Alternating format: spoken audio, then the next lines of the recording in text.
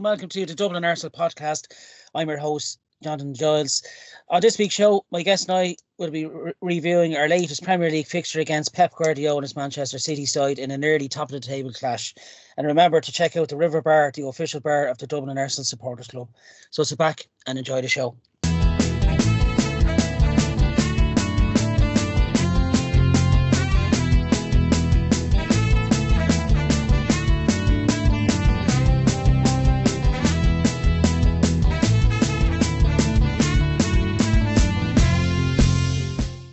On this week's show, I'm joined by my regular guests throughout the last few seasons. Show regular Eamonn Donnelly. How are you, pal? Evening, Jonathan. Evening, Martin. I have a duck in the oven there. I didn't know whether to take his beak on or not, leave his beak on or off. So I flattened it. I'm all right, yeah. Considering the human trauma that we all went through yesterday, yeah. I'm okay. I have to say you look fresh-faced. I'm sure as the next half hour or so, we'll see you go more redder with his face. I'm also joined by the man who puts it all together, and it was his birthday last week. So happy belated birthday to Martin Stoneville. How are you, Martin? Not too bad. 38 again. Brilliant. It doesn't look a day over either. I tell you. Well, after yesterday, I must have aged about 10 years. This was terrible. This fella Oliver, he's gonna put me in an early grave. Oliver's Twist. Oliver's Twist. Yeah, that's what that episode is gonna called. Oliver's Twist. Holy shit! Oh well. You're to shame our own Martin there. Yeah, I tell you, refereeing and VAR will kill us if nothing else.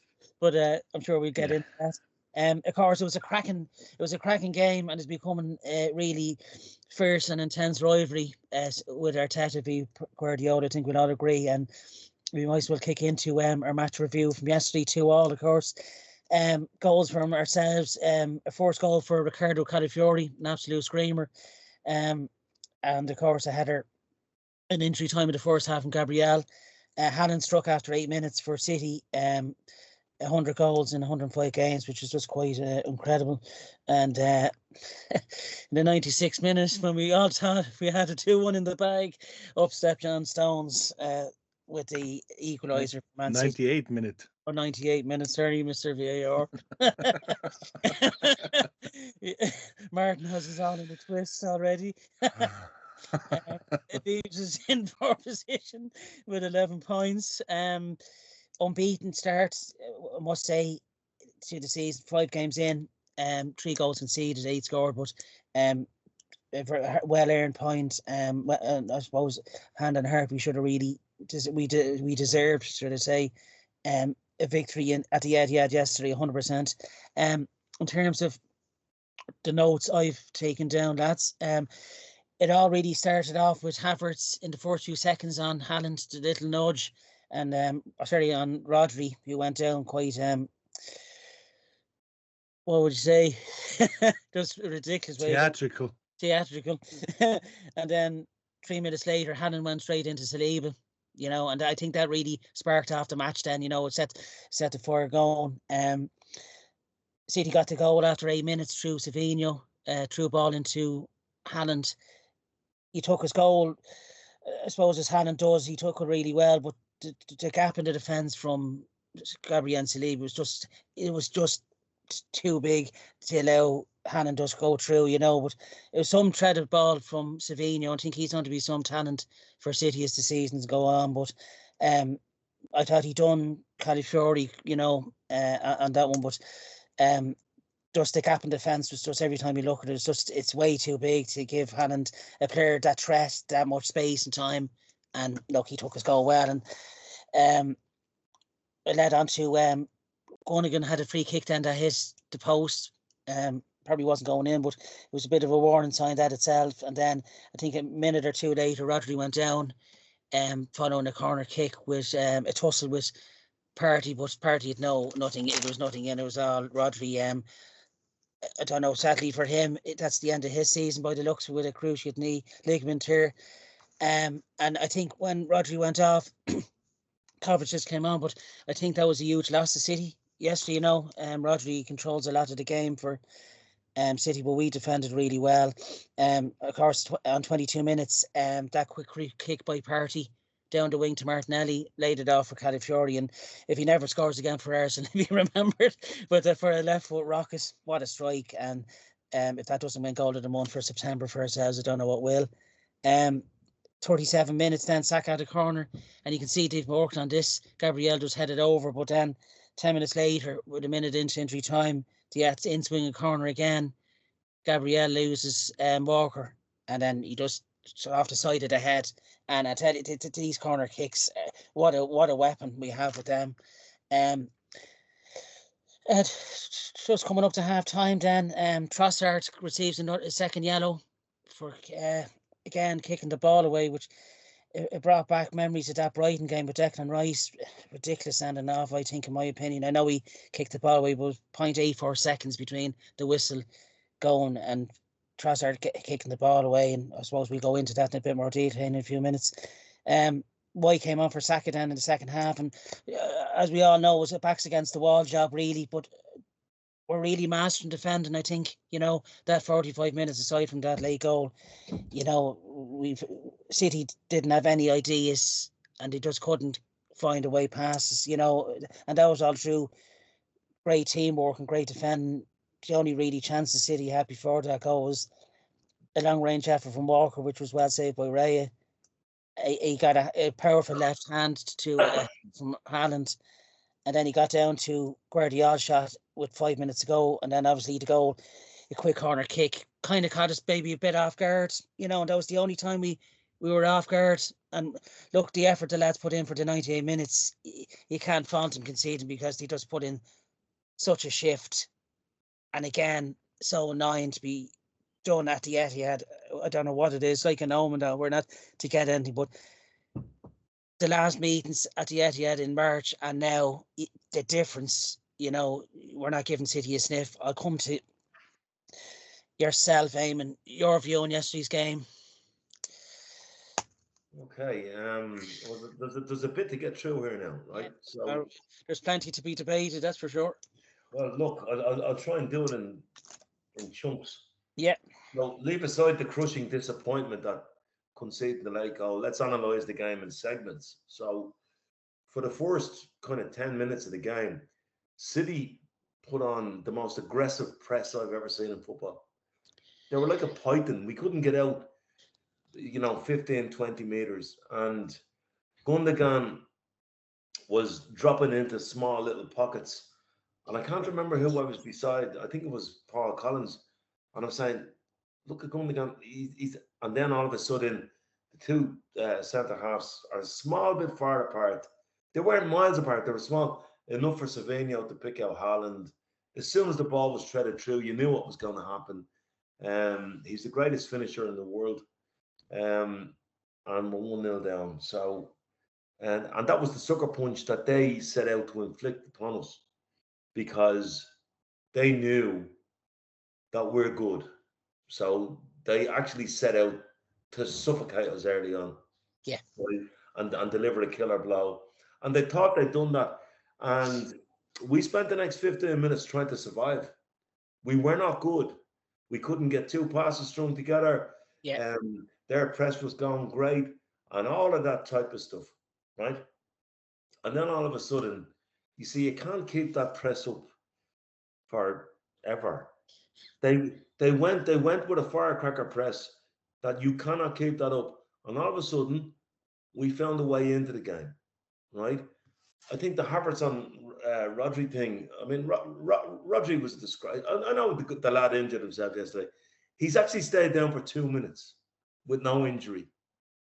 And I'll talk about that later on, because when City, John Stones and Bernardo Silva are talking about Arsenal and the dark arts, that was a dark art. That was trying to get Havertz sent off from the kickoff. From the kickoff, yeah. And he wasn't touched. Yeah. Havertz literally just ran into him. Now, Havertz is a spiky lad, He's a bit of fire in him, hasn't he? Right? Yeah. So let's move on. So we survived, and then we were playing our way into the game a little bit, and then the goal, I have to be honest with you, I think the ref done City a little bit on the goal because he had called Kyle Walker over. We took a free kick. But, you know, many things have happened against us.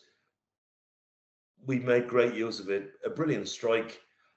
And then all of a sudden, we start bossing the game. We got down the inside channel and Trossard arrived late on one that went over the bar. At this stage, we were bossing the game. Gabriel, and you mentioned about a weapon at set pieces, he doesn't make the same run all the time. However intricate their set piece work is, if you look at the one he headed over the bar and then look at the one he scored, he's made a different one from a different place. Yes. So the level of detail that they're putting into that, and the funniest thing of all was to see Kyle Walker trying a bit of Hong Kong food. Yeah. And do you know what? 2 or 3 years ago, one of our players would have reacted to that going to the referee. Hey, yeah. Gabriel just said, sorry, old man. I'm just going to. Just on that, the more I watch that on Match Day 2, the more infuriated I got. Do you think Walker should have been cautioned for that? No. I know. No, I think he should have been actually given community service for being a dickhead. For being an absolute dickhead, right? You know, like honest to God. And then so we get the goal and we're bossing the game. I don't know where the extra time came from for a start. And then Oliver Twist, right? Oliver Twist. The decision on Trossard, I'll try and run it without blabbing on. Okay. First of all, the most frightening thing to me is you said 0.84 of a second. I didn't know that. It doesn't take any account of the emotional state of a game. So therefore, you make a challenge on somebody. He's already seen Martinelli outside him. In his head, he's going to try and win this ball and get it out to Martinelli. The whistle goes and he continues what he's going to do in his emotional state. The decision doesn't allow for that. But worse again, it's been amplified, as you know. It wasn't the same for Doku, who actually deliberately kicked the ball away. So if we're going to go this letter of the law nonsense, right? Well, then the letter of the law has to apply to everybody. The fact that there was no restart delayed takes that angle out of the equation because the City player was too busy feigning injury from what was it was a little hip to hip charge. He's feigning injury, you know. But it's a great decision though, you know, again for the Pigmal Circus, because I've been on this show now 4 times out of 5. And every weekend, referees have been front and center. They're superstars now. It's glitz and bits. It's all good. It makes great talk. And we're trying to clean up the game by stopping people delaying restarts. Jesus Christ! If you did that in the Champions League, Porto would end up playing two-a-side. You know, I mean, seriously, right? And I have to say to you, it's cheating the supporters. I made this point 3 weeks ago. I pay in my hard-earned money, as everybody else does, to watch 11v11. That's the game we love. And what's happening now is we're seeing too much of 11v10. That's not what we pay in to see. Even if the 10 is for the opposition, that's not what we pay in to see. We pay in to see the game we love is 11v11. And sending somebody off should be a referee that has no other option. Did Michael Oliver have another option yesterday? Of course he did. He couldn't wait to get the card out of his pocket. Exactly. I was just going to say that it was out of his pocket before. Like when they played Liverpool, when Liverpool played Nottingham Forest last week, that Hungarian lad, Shabashaj, or whatever it was, like, he did the very same thing. He did the very same thing on a yellow card, and Oliver didn't. Plus, last year, when Kovacic actually tried to dissect Declan Rice's ankles, Michael Oliver said after the game he didn't want to give him a second yellow card because it would interrupt the integrity and the flow of the game. Well, he changed that game yesterday because I'll tell you what, we had gotten under their skin. When Pep Guardiola kicks that seat after the first goal, okay, it might be because Kyle Walker was dumb enough to go over to the referee. Dumb enough, stupid, brain dead, right? Like, Dumb enough. people are moaning about that. Sorry for cutting across, but Kyle Walker got back quick enough to get near Martinelli. Like he was actually back in them. Listen, yeah. all of that reaction was because we got under their skin and we were bossing the game. Yeah. And I have no doubt that had it been left at 11-11, we'd have gone on to win the game even more comfortably. 100%. Because we had absolutely absorbed our best shots and they were like a heavyweight boxer. They didn't know what to do. And that changed the game. And when the halftime whistle went, I expected us to lose about 4-2 because there's no better opposition than moving, what happened in the second half was nothing short of incredible. It was up there with the greatest Arsenal brave performances, probably up there with Parma in 1994 when we won the Cup Cup against the star-studded team. This was a masterclass.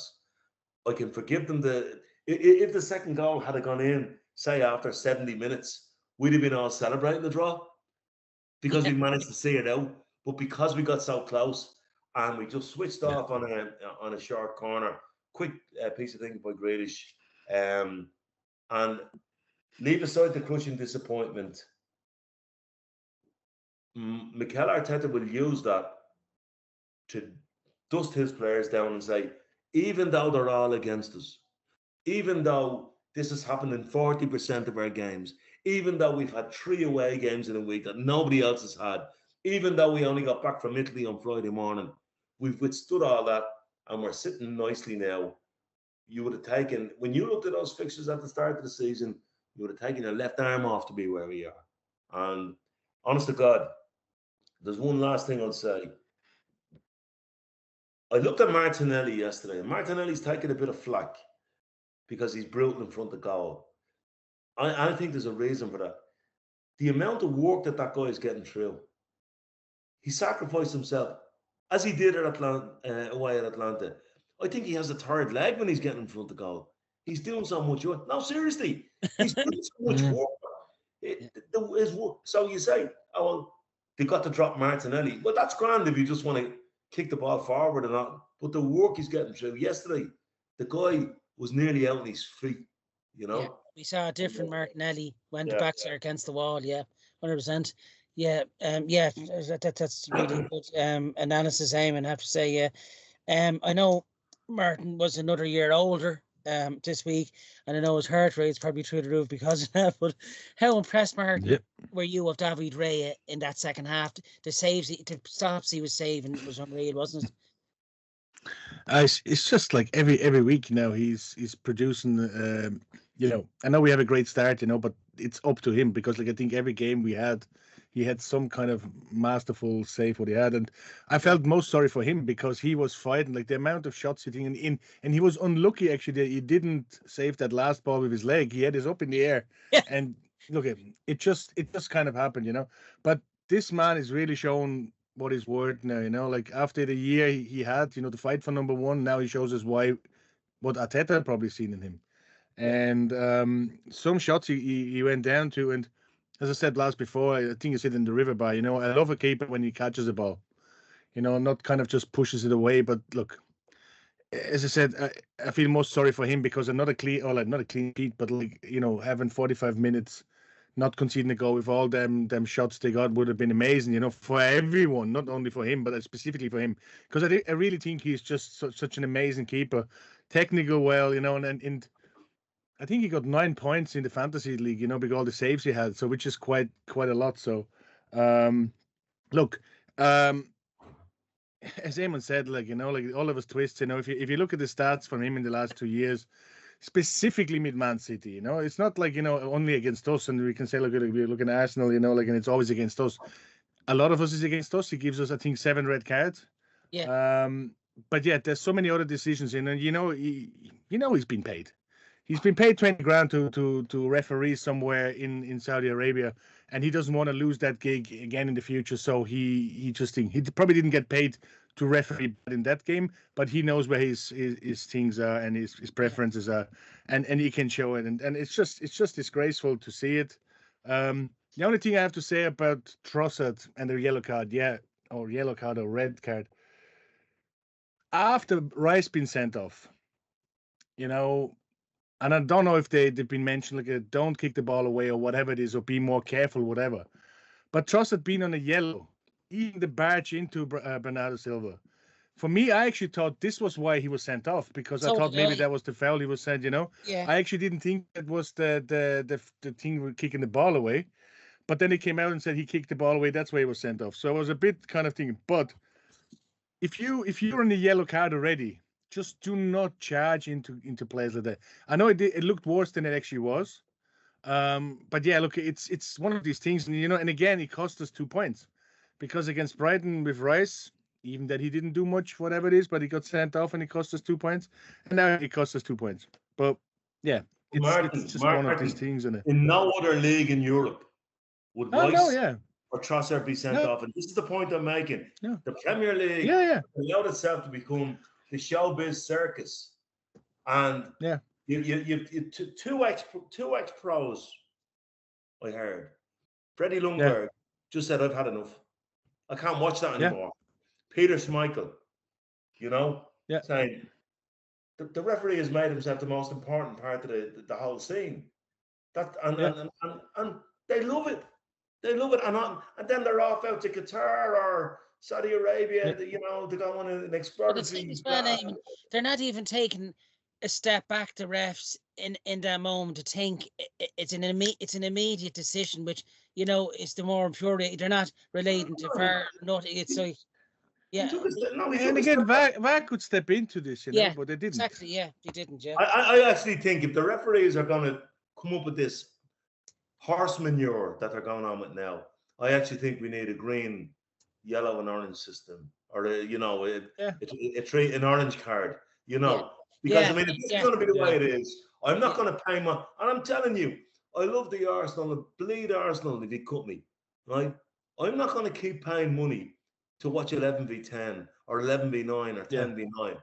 Yeah, it's No, not I'm not going to do it. not entertainment. Yeah, I yeah. just like as well, But Martin.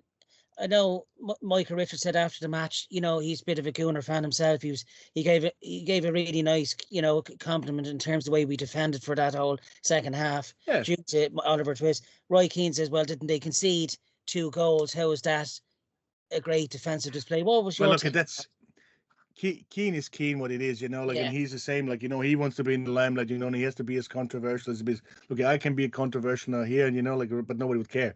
yeah, But He was Keane is Keane, and yeah, he was acting the yeah, knobhead. you know what I mean, yeah, of course, yeah, and but that again, that makes great thing. This is gonna be on the YouTube channels. This is gonna be a meme. There's gonna yeah. be a thing there. He's gonna be talked about. It's a bit like the He took referees, goals they at the want to end be of in the the limelight, day. Because he took goals at the But end of the day. How impressed, Martin, were you with our defensive display though for that 45 minutes? There wasn't that the art of defending against a really. And when you see what Haaland done when they did get that second goal, throwing the ball at Gabriel's yeah, head, well, you I could see want to how actually come to that, Arsenal infuriated them. Yeah, Of course, it is infuriating, and that's kind of thing. The only thing I thought a little bit, in sometimes we went a little bit too defensive. Again, we just try to not if the defensive the way we worked, pushing one out, and actually frustrating him, and let Diaz shoot, he should play for a GAA yeah, team, it was over the bar all the time.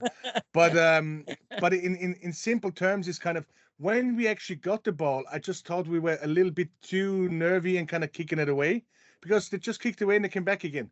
We have the players. We only lost a forward, kind of.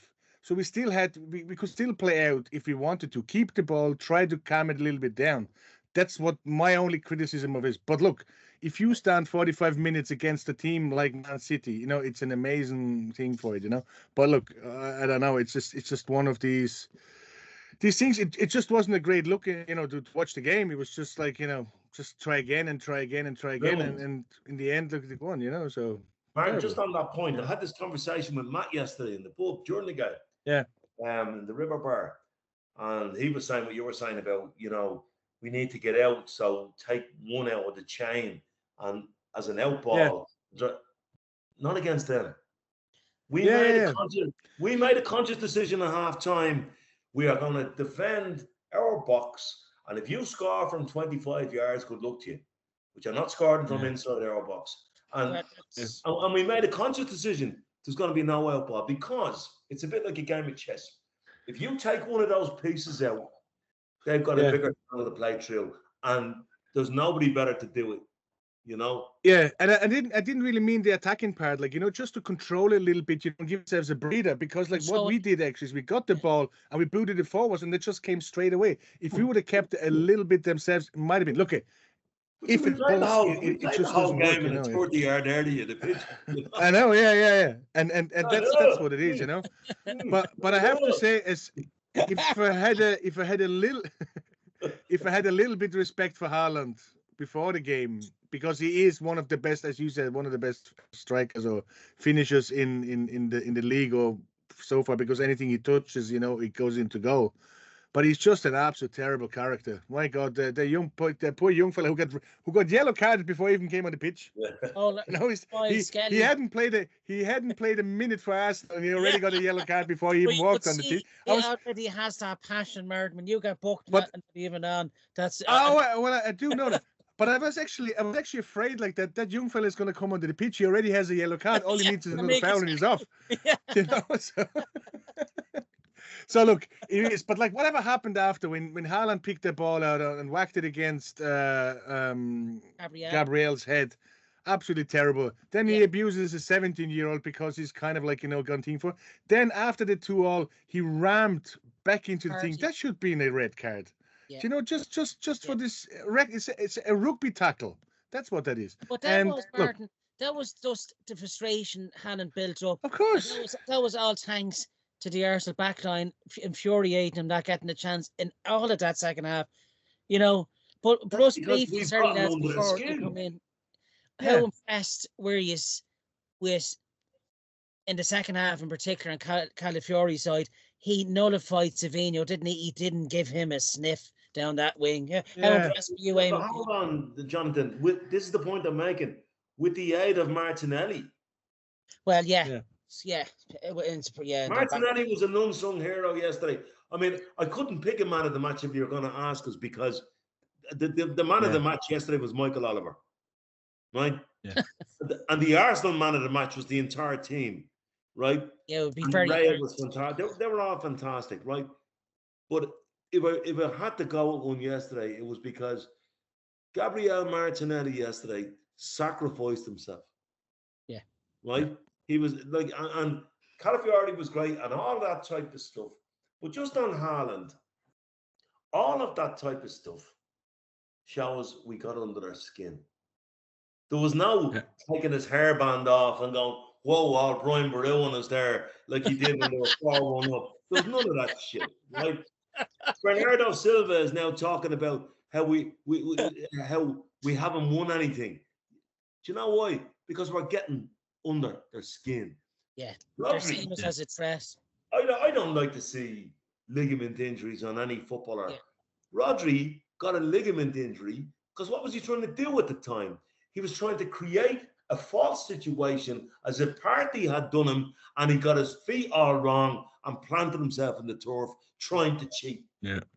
Trying to cheat. Go back as far as the first 10 seconds, Eamonn, to what the slide as it touches. Havertz got on him and he went down in a heap. If they're on about the Blackguards, they done plenty of that yesterday. They were terrible. Yeah. And by the way, and I heard John Stone saying, I don't know whether it's dirty or clever, but they break up the play. It's simple. Sure. Where did Arteta learn that? Yeah, from their very own. Where did Arteta learn that? Yeah. Okay. The great Saint Pep. Who, by the way, I have a pain in my browns with St. Pep now at this stage. Because I'm going to tell you, with Haaland's carry on, if anybody's old enough to remember Rocky IV, Haaland is now Ivan Drago. Yeah. From the world. And we're like a little Sylvester Stallone. It's better two of us slug it out in the ring than 20 million.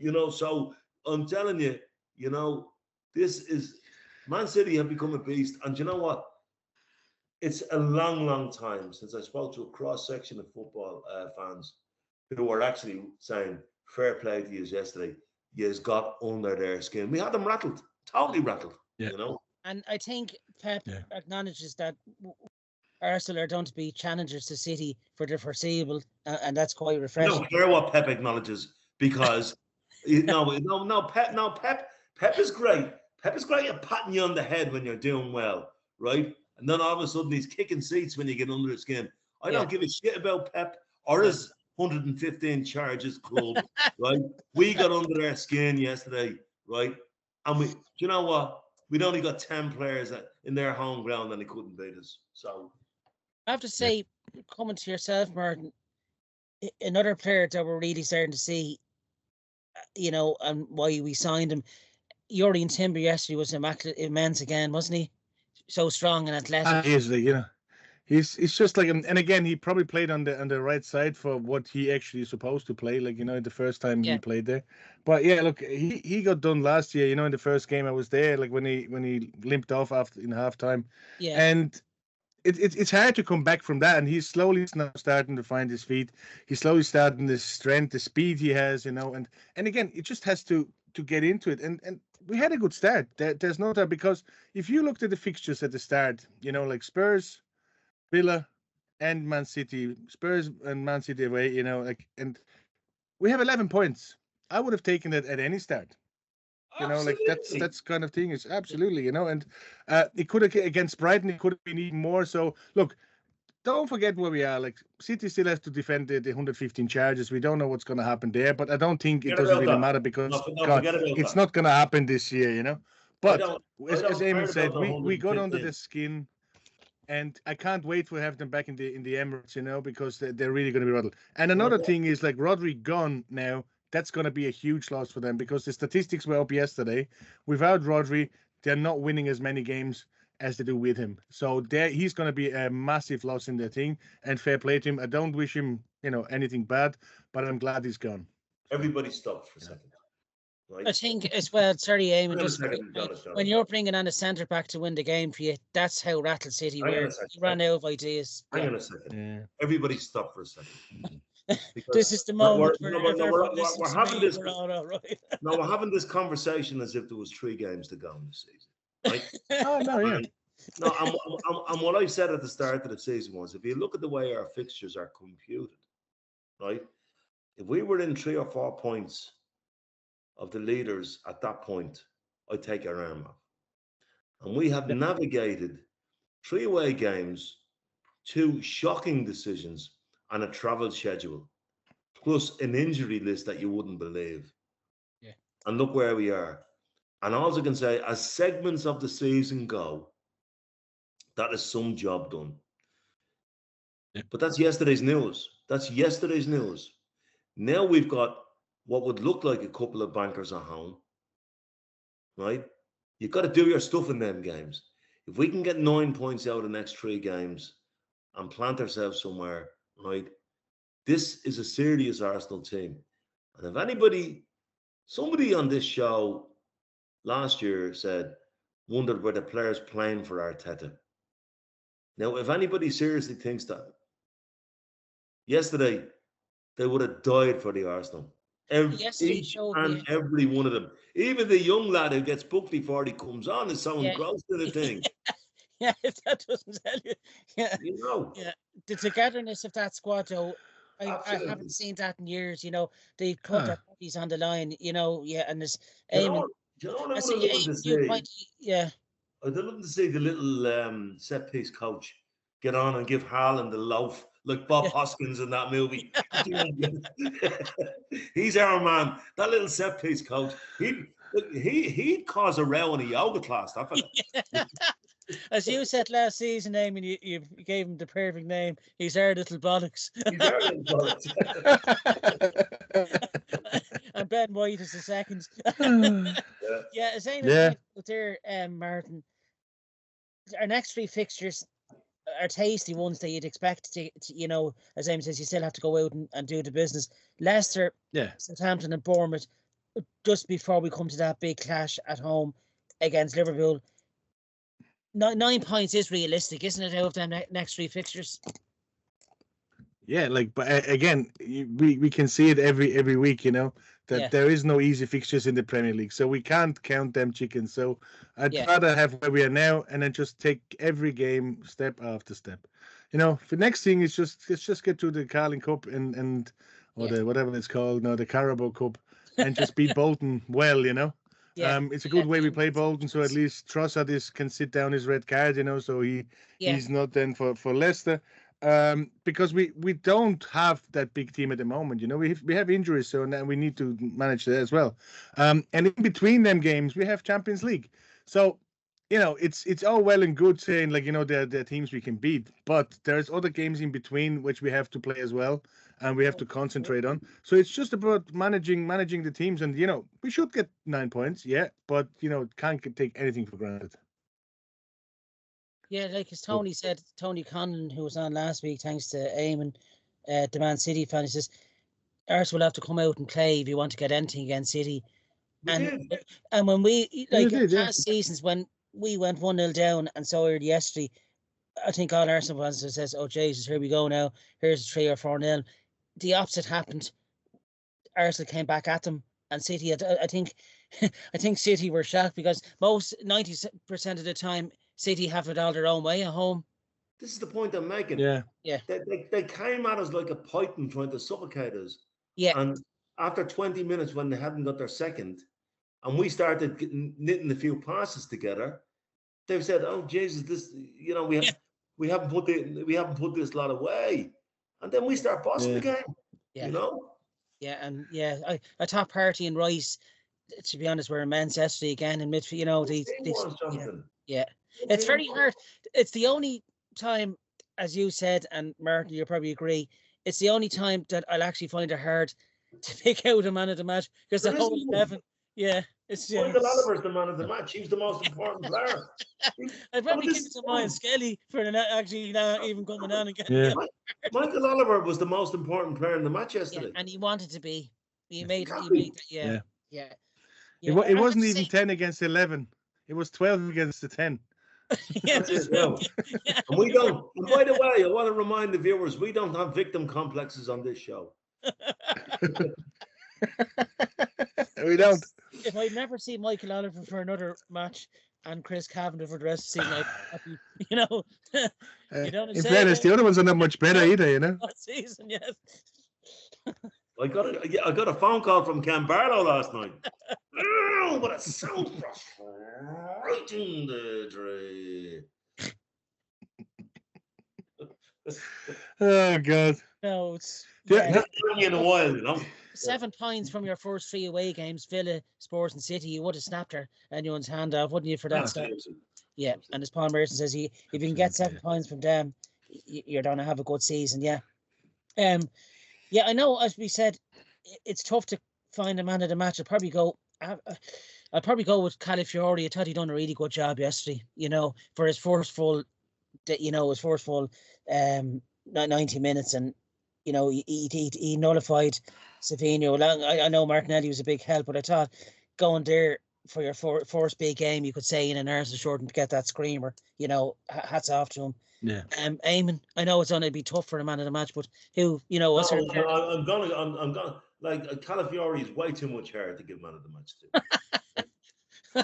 I'm not having that kind of carry on. He needs to see a barber and lively. I'm sure he'd be losing his hair the longer he's with Arsenal. Don't worry. We have standards around here. No, but I'm gonna give it to Martinelli because he's taken a lot of flack for not being good in front of goal. But that player has worked harder and covered more yards than any other player this season. And yesterday, he just totally sacrificed himself. Now, it's a kind of a bit of a, for the sake of the show, we've got to pick somebody, the whole team. Like, I used to say, if you were bringing guys to the Alamo yesterday was Alamo material. It was, It was, And Martin, did anyone stand out for you? I know it's a tough decision, but it is a tough decision, and as we all have 3 different ones. For me, Raya is the man of the match because them saves he made is just incredible, and without him, as Eamonn said, I wouldn't have been surprised if we would have lost 4-2, because I think if they would have scored early, that could have really kind of been troubling us, because then we would have to kind of do even more or do something different, and then you never know. So the saves he did, and then there was a few crackers that they actually to go deep and thing. So yeah, Raya for me is 100% a good pick. But like as I said, you could pick anyone from the team. It was a great performance all around. But Raya for me. Yeah, I have to say it brings back the Man City Arsenal games now of the last 2-3 seasons now.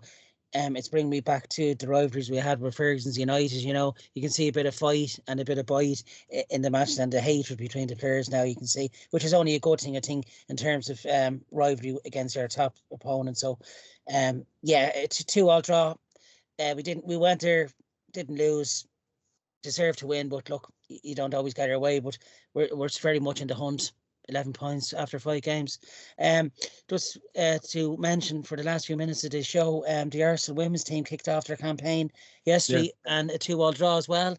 Vivian Medema came back to Honda. It was all in the stars, written in the stars. That one, but Manham and Mead got the goals for ourselves. Jess Park got a cracker as well. That Zinsberger wouldn't have gotten there. Martin, very pleased result, though, wasn't it? 2-2 against another opponent. Yeah, like yeah.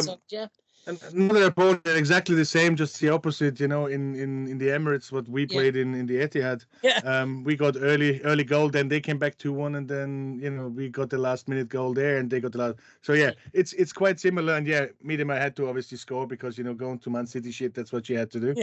But no, looking at the players we bought, I think there's a good chance this year, for them to get even stronger. Man City probably been one of the strongest team, bar Chelsea. So again, to get a 2-2 draw in the first game of the season, it's not bad because they're playing Champions League as well, or they were trying to play in the Champions League to qualify for it. So yeah, good game. See where they go. They're definitely stronger than last year. The injuries are gone. So they don't have that kind of injury-ridden team. Williamson is back, so let's see what they can do. Should be a good season. But yeah, it's kind of strange that there are 2 games, all both 2-2, Yeah. But yeah, it had to be in the last minute that they score, wouldn't it? Yeah, it was written in the stars. So, yeah. Katie McCabe, of course, got man of the match, or woman of the match, you would say. Eamonn, pleasing result that, wasn't it, for the women's team? And a really good game. I watched the full 90. Really good game. But I have to say it's unfair that the timing of the game, Yeah. Like if we want everybody to get on board, like I was actually doing the Stations of the Cross at the time, actually rediscovering my religion for one day just because we were playing in the afternoon. It's not right. That's a game I would have liked to watch. Yeah, it isn't right. But I have to say, hats off to Sky Sports and BBC. They've given the women's game such a huge lift. But the timing of that game, the scheduling is wrong, Yeah, it should have been even probably Saturday evening would have been a cracking time for that. Yeah. But look, hats off, and look, 2-2 and a good start, a point against your nearest rivals, which, as Martin said, it's the Man City and Chelsea will be the toughest teams to get past for the title. But look, 2-2, and the good thing is, all their home games is at the Emirates this season. So look, if they can get 40,000-50,000 a game, brilliant support for the women, and they deserve it as well. Yeah. So a really good 2-2 draw. It's been a busy show. I'd like to thank Eamonn and Martin for their analysis on what was a cracking game yesterday. And Oliver Twist, here we go again for the rest of the season. As always, you can catch our show on the Dublin Arsenal YouTube channel. Do you know what the PGMOL will say? I am reviewing the situation. Would you rather be a beggar or a thief? Oliver Twist. I'd like to thank Bert Moretti for the It wouldn't be Eamonn without Bert Moretti. God. We need to get off air. I'm going to try and buy the second half of Rovers and Bows. Well, sorry. I'm going to try and buy the second half of against Bows. Yeah. I'd like to weigh cuts back. He's a real pro. The Dublin Arsenal YouTube channel and Spotify for the show, and all through all the other social media outlets, TikTok and Facebook. Like, comment and subscribe as always, and until next week, have a good week and come on the Gunners. All right. Come on, you guys.